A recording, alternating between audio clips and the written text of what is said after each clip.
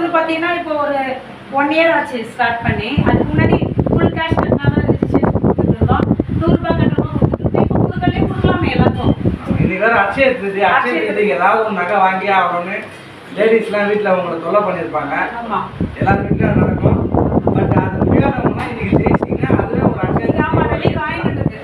வெள்ளி coin gift coin cash stove இருக்கு. அது இருக்கா? ஆமாம், இது இன்னைக்கு ஜாயின் பண்ணுறவங்களுக்கு இன்னைக்கு ஜாயின் நாங்களும் ஜாயின் பண்ணலாம். ஆமாம், ஜாயின் பண்ணலாம். 1000 rupees ஜாயின் பண்ணுறவங்களுக்கு வெள்ளி காயின் கிஃப்ட் இதுலேயே போட்டுக்கு பாரு. ஆமாம், தமிழ் படிக்க வேண்டாம். சாருக்கு ஒரு சீட்டு போட்டு கண்ணால் பார்த்தாலே தெரியும் பாருங்க. அக்ஷய தீதிக்கு வெள்ளி காயின் போட்டுக்கு பாருங்க.